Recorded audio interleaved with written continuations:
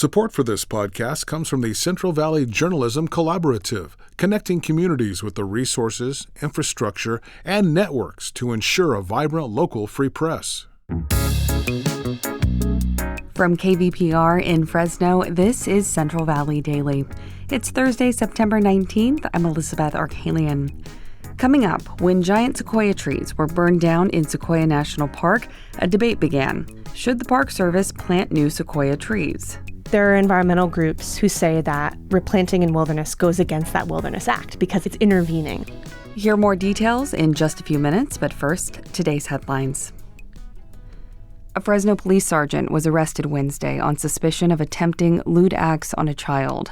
According to Fresno's interim police chief, Mindy Casto, the Roseville Police Department served the arrest warrant for Sergeant Paige McQuay. The 56-year-old officer was arrested at the Fresno Police Department. Police also allege he communicated with the child intending to commit an unlawful offense. McQuay has been with the department since 1993. He's now on paid administrative leave. The State Water Board has placed the Tule Subbasin in southern Tulare County on probation over land sinking, known as subsidence. The sinking land is largely due to heavy groundwater use, and the state alleges that water managers there have not adequately addressed that problem. Probation includes some pumping requirements and fees, though the news website SJV Water reports that state officials exempted 2 groundwater agencies. In April, the Tulare Lake Subbasin was also placed on probation, but earlier this month, a Kings County judge sided with growers who sued the state over the penalties. The San Joaquin Valley is considered a medically underserved region, but as Brianna Vicari from our partner newsroom, the Merced Focus, reports, legislators are increasingly pushing bills to address that problem. Governor Gavin Newsom has until the end of the month to approve or reject legislation that's left on his desk from the last legislative session of the year. Among the bills are 2 which are trying to address the nursing shortage in the valley. The bills come from Assemblymember Esmeralda Soria and Senator Ana Caballero. They aim to create pilot programs at community colleges to offer bachelor degrees in nursing. The valley has the lowest number of registered nurses per capita in the state. Other legislators have also gotten bills passed that aim to improve access for nurses entering the field.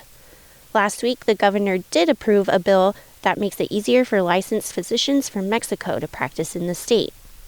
I'm Brianna Vicari. The fate over which school district a small Fresno County community belongs to is now in the hands of a local committee. Residents of the Ventana Hills community near Millerton Lake are pushing to transfer from the Sierra Unified School District to the much larger Clovis Unified School District, but that has garnered pushback and criticism. At least 2 public meetings to discuss the request have taken place. According to the news outlet Fresno Land, a decision could come early next year.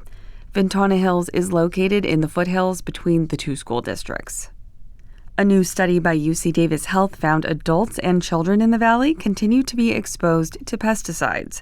In a small study of air samples collected around 30 adults and 11 children, researchers detected pesticides near a small percentage of the group. That includes chloropyrifos, which has been shown to attack the nervous system, and at the time of the study was banned by the state. Researchers say while their study was small, it highlights the fact that people continue to live near harmful pesticides used in the valley. KVPR is in the midst of our fall membership campaign. We're public media, and that means we rely on listeners like you to fund everything we do, from podcasts like this one to news on our website and radio broadcasts on 89.3 in Fresno and 89.1 in Bakersfield. Support local journalism in your community with a donation now. Go to kvpr.org/donate to become a member today. And now to our main story. If you travel up to the Sierra Nevadas, there's a good chance that the town you're in, or the lake you're at, is not too far from federally protected wilderness. Marissa Ortega-Welch created the new podcast called How Wild. In it, she explores what makes wilderness what it is and how climate change is impacting our relationship with it. Ortega-Welch joined me for a conversation. Well, when these wilderness areas were first conceived of in the 20s through the 60s, the idea was if you could just, set them aside from development, that they would be fine and they wouldn't be impacted by humans and they would just be able to be quote unquote natural. But now we have these human-caused impacts like climate change, like the severe fires we're seeing in the West that are impacting everywhere, right? And including wilderness areas. So we can no longer set certain places aside and say that they're free of human impacts. And also, most of the lands in California were managed by indigenous people for millennia. So areas like meadows, like the one that we love in Yosemite Valley that we think of as quote unquote natural, was actually created by the use of fire. So do we call that natural, right? Like, how do we define natural, given this history and also given a future of things like climate change? Yes, that first episode really digs into that term untrammeled. Why don't you explain what that means and why you kind of dove into that? Right. So under the Wilderness Act, wilderness areas are supposed to be both natural and untrammeled. And untrammeled is kind of this old-timey word. A lot of people hear trampled with a P, but that's not it. Untrammeled means to be unrestrained or free, meaning that humans really shouldn't control what happens there, and nature should be allowed to take its course. So restoration in wilderness should only really happen in response to direct human impacts. But again, this then brings up the question with fires, even a lightning-started wildfire, if it's really severe because of the conditions from climate change, human-caused climate change, is that a natural fire? And should we just let it take its course, or should we risk a little bit of trammeling to go in and restore after a severe fire? Yeah, I love that you brought in so many different perspectives on that issue. In your first episode, you focus on Sequoia National Park. Why did you start there?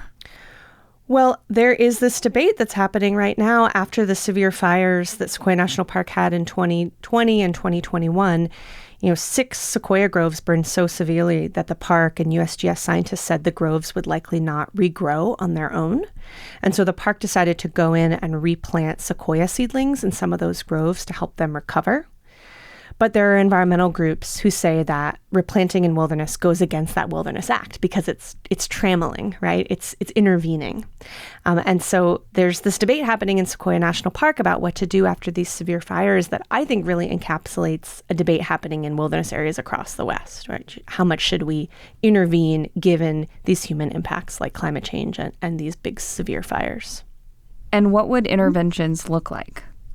Well, the park has actually already gone in and replanted in 2 of the groves. So what they did after the fire was they sent an arborist to climb these giant living sequoias. And in the first episode of the podcast, you can hear one of these arborists climbing up into the crown of this tree to harvest these cones. And then the arborist grew the sequoia seedlings from the cones, and the park is now replanting them in some of the sequoia groves. So, it does require a certain amount of trammeling in terms of, they're going into these groves. Hikers are hiking in, they're helicoptering in materials, and they're replanting in these groves. And they're looking at replanting in other groves as well. And then they're going to be monitoring and seeing, does it work? Will it bring these sequoia groves back after these big fires? So you examine this role of in human intervention in forest management and wildland management under the Wilderness Act in your podcast. Do you ever arrive at a solution? How do we know what the best thing is to do? I don't arrive at a solution necessarily. And in some ways, I'm really glad that that's not my job as a journalist. I think I'm mostly interested in posing these questions. And I think I just want to pose these questions, especially for people who live near these wilderness areas or recreate in these wilderness areas, so that they can both potentially engage in the debate and make comments if they want to, but also just think more deeply about these questions when they go into wilderness. For this series, you'll have a total of 7 episodes. What should listeners expect when they're listening through your series? So I've looked at other requirements of the Wilderness Act besides natural and untrammeled. I looked at the idea of solitude. As we're seeing more people visiting wilderness, are you still able to experience solitude? A lot of land managers now use permits to ensure solitude. So are permits working? If you went camping this summer, you may have had to get a permit if you went into wilderness. I also look at primitive recreation. What does it mean to have primitive recreation in wilderness when we're all bringing our smartphones and navigating using our phones? And I also look at the history of the Wilderness Act and where Americans' ideas of wilderness come from. That was my conversation with Marissa Ortega-Welch. She created the new podcast, How Wild, which was produced in partnership with NPR and San Francisco's KALW. You can find How Wild wherever you get your podcasts. And that's today's show. Thank you for listening. If you have feedback on today's episode or a story idea, you can always email us at podcast@kvpr.org. This week is just our second week of production here at Central Valley Daily. If you like what you've been hearing, help us build some momentum by leaving a 5-star rating in your podcast app. Or even better, share the podcast with a friend. We really appreciate it. Today's episode was produced by Jonathan Linden and KVPR with support from the Central Valley Journalism Collaborative. I'm Elizabeth Arkalian. Find the latest local news anytime at kvpr.org.